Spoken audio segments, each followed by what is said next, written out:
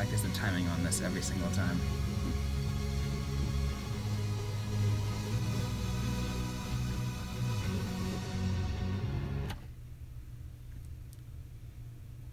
Welcome back, everybody. You are listening to Inside the Glass with Rob Leonio and Rachel Houston on Camp Student Radio. We're now in the second period of this show, where we will be talking about the NHL's 31st expansion team, the Vegas Golden Knights. Exciting. In less than a month from now, the Golden Knights are playing their first in their inaugural season in the NHL. Before we get to that point, we're going to talk about what they did to prepare this summer. So that being said, earlier this summer, Vegas, along with the other 30 NHL teams, participated in what was the first ever expansion draft in over a decade.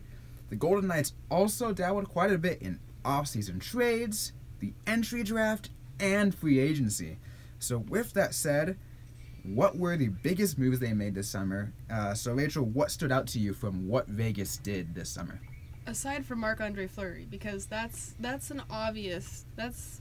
easily the biggest pickup that they had. Mm-hmm. That's a starting goaltender. That's a goaltender that's going to win you cups, that has won cups, and that is probably one of the most lovable goaltenders in the entire league. So that's definitely going to benefit them. But I would say the best pickup for them is James Neal, for the reason that I am going to be completely honest when I say this. I don't see a lot of other depth on their roster.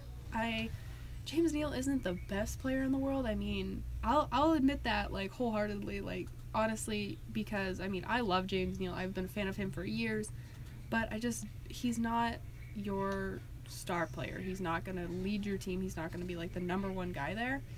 Like, he shouldn't be, but I think he's going to be, and I think that's one of their best pickups, because he is sort of, I guess, another topic that we can go on to. He's their best fit for captain, because, I mean, they have a lot of young guys. A lot of guys who don't have a lot of experience, aren't really that big of names. Yeah, I think the other thing is, mentioning James Neal, is he did a lot for the Predators over the last two playoff runs, too. And, of course, the Predators had a lot of people on that team. They were such a good team. And I think him being a part of that is one of the reasons why he kind of knows what's going on. He knows what to do. Not, like you said, not necessarily the greatest player, but the fact that he knows the atmosphere, he knows what's going on. He's probably the most experienced player out there, out of the skaters out there, of course, because, Marc-Andre Fleury being the goaltender right now, being drafted by them, which we still got to talk about, though, even though we said, like, because that was when he got drafted in the expansion draft. We all expected it because we knew he wasn't protected, and it was like, okay, this is going to happen. But when it did, we're just like, this is still interesting, because everybody knew Marc-Andre Fleury as a Penguin, and he was always a Penguin. Oh yeah, I mean, drafted first overall. He's an icon, sort of. Like, I would say, besides your Evgeny Malkin and your, like, of the he's just sort of, he's a star guy. Like, I hate to say besides, like, Sidney Crosby, Evgeny Malkin, and Chris Letang, but, like, he's a very big part of the city, and, like, he's known as a Penguin. I feel like he's probably one of the better known and, like, more effective of the Penguins. Like, in my personal opinion, he's more effective than Chris Letang and Evgeny Malkin have been. He's probably number 2 on the list of, like, the best Penguins of modern day. I mean, just this last playoffs, he did a lot of work for the Penguins while Matt Murray was injured. And you gotta say, like, I guess the way he was let go might have been, like, a little bit questionable, because, it's like, hey, thanks for doing all the work you did, but, we're not going to protect you, and, because we got a young guy right here, but, go ahead, you're probably going to go to Vegas, you're going to do a good job, whatever, but, like, I mean, obviously, when you saw that, when he had that whole little presser, and, you got everyone from the media coming in and talking to him, because obviously everybody wants to talk to him about the whole situation. Oh, yeah. You saw he couldn't fight back any tears, because, like that's where he's raised his family. That's where he spent his entire career there up until that point. And now he has to readjust. He has to go to freaking Las Vegas. Completely different city. A whole different city, a whole different atmosphere, on the Pacific coast rather than on the Atlantic. Right. And it's gonna be a huge different. Like he's gonna adapt to the different rivalry atmospheres. Instead of worrying about Philadelphia, he's got to worry about like Anaheim and Los Angeles. And personally, I'd rather worry about them than Philadelphia because he faced some really hard times with Philadelphia. For Penguins used to be really bad back in the day, and they have been really bad like a few years ago against the Flyers, and it was a rough time for most of Fleury's career. But now he's away from that. Now he gets to kick butt of everybody else in the division. Although it is going to be tough for him because he'd always as a goaltender carry the Penguins on his back on several situations, and now he has to be on a team that's trying to find its footing in the NHL because it's its first year. No one knows how they're going to do, although lots of expectations that they're not going to do well. Right. And you want to blow those out of the water, obviously. Yeah. Like, you want to be better. So to you, how do you think the Golden Knights as a whole is going to perform this season? I mean, they're going to be in the Pacific Division, which, I guess I call it more of a top-heavy division because you just have 3 really solid teams, and then the rest are either mediocre or just pretty freaking bad. So yeah, how do you think they're gonna do in this division or just in general this first season? It's a rough question because you have going through like what the Roadrunners of the AHL did this year or last year I guess with their inaugural season, a completely different league, but some of the factors that played into the Roadrunners' success, I'll go off that, were that they were a new team. It was exciting. This was a place that wasn't supposed to have hockey, but they got hockey and people loved it. So the players feed off of that. So I think that will work in Vegas's favor because Vegas is a big party city. If you ever wanted a place that was just all party all the time, pure fun, that's what Vegas is. So that's definitely going to go in their favor. You're going to have fans coming in all the time, having a great time, and that's really going to boost the morale of the players. So I think they're going to do good, but I just don't know if the actual players and the names are there to actually make it far in the season. I think they're going to be really strong towards the beginning and sort of fall off towards the end because maybe they don't have the chemistry or they just don't have the level of star power to make it far in the season. Because it's one thing to be there and play well, but it's another to just have to go through injuries and do more and overcome adversity because who knows what's going to happen when they're there.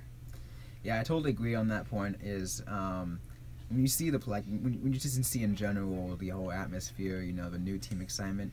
Yeah, you want so you want to believe that they're going to have a good season, and you probably think for an expansion team they are going to have a pretty decent season. Oh yeah, definitely better than some of the other expansion teams' first years. A lot of them had really poor. I don't even know, probably not even 70 points. Oh yeah, because you're not giving a lot, but they're. But now giving a lot. But now, the Vegas is in at the right time because the talent pool of hockey players is expanding so much that there's a lot of better players out there. Oh yeah. I don't know, maybe more might spread it thin, so there might be less quality players out there, but I still think they could probably do a decent, have a decent run. I'd probably say they'd definitely do better than the Avalanche. Ooh, yeah. Because the Avalanche their best bet, I think the reason that they did decent was Calvin Pickard as their goaltender, and guess who took him? Vegas. Vegas has one of their biggest assets. Matt Duchene's probably going to get moved. Landeskog should get moved. I think they're just going to completely get rid of their roster. So midway through the season last year, again, got traded over to the Kings. That's right. Lost one of their veteran presences, and the team's very young. Their captain's 23, 24, and Landeskog. Do you think some people from the Avalanche could go to Vegas? Do you see Matt Duchene landing there? I think maybe if he sees a whole different if he sees the potential of that team, maybe he might request a trade because players can do that. Oh yeah. Obviously we've seen it in other sports too, but Kyrie Irving. Yep, that's mostly what I'm thinking about. Right. But I think, I don't know, because maybe the Avalanche might want to try to hold on to him, try to see what they can do. Obviously, they can't force him, unless they try to do some kind of, voodoo magic on it or whatever. But maybe get better and he'll want to stay. Oh yeah, that's the thing. That's definitely voodoo magic. They really need a culture change there if anyone wants to stay. But what's weird is they were so good Nathan McKinnon's rookie year, like what, 3 years ago when he won the Calder, and then things just turned up on their head. They like lost Ryan O'Reilly, they lost a few other key guys. I mean, maybe you didn't see them as key guys, but it's like obviously like it led a lot to like. Ooh. And I remember in the years prior to that when Craig Anderson was the goaltender. Oh man. He's still a great goaltender. Mm-hmm. Now he's over in Ottawa, though. I think, was it? Yeah, he's over in Ottawa. Still does a fantastic job. Has a fantastic story too. Yeah, I really think that like, you know, a bunch of movement around the league from that team just slowly started to make him worse and worse and worse. And I think the management did a terrible job on handling that. Much like we talked about the Red Wings earlier, management did a terrible job in handling that team too, so that's why both of those teams are just doing very, very poorly. Yeah, I think the weird thing is the Red Wings, I actually brought them up, they were built to win now, like when they were built, sort of like in the sort of 2008-ish area when they actually won, they were built to win then. And it was sort of, everybody started dropping off, and you still have some guys, you still have like Kronwall and Zetterberg, you had Datsuk, still from those teams, still pushing along, but they weren't really planning around them to be like, hey, let's continue to win now, or let's like win later. They were like, let's win in like 2008 to 2010 kind of era, and then after that it just dropped off, and it was like, no, we still got our guys, we still got three main guys, we can keep going, and they just like weren't building up effectively. Like they could have been a real threat, I think, for years if they would have been able to effectively get guys who could gel well together and who could work well, but they just. And I think focusing on youth is a huge thing now in this hockey league, especially if you look at what the Oilers are doing. They have like the youth on their team. Oh, yeah. The Maple Leafs have got a lot of youth on their team. We don't talk about the Toronto youth. I could talk garbage about them for like all day, honestly. Yeah, but go on. The Blue Jackets have a phenomenal amount of youth on their team, and I think they're still they are the youngest team in the NHL, and look at what they're doing right now. And like, you add Artemi Panarin into the mix. I mean, fantastic. Rookie of the year, phenomenon, Breadman. You got a lot going for them.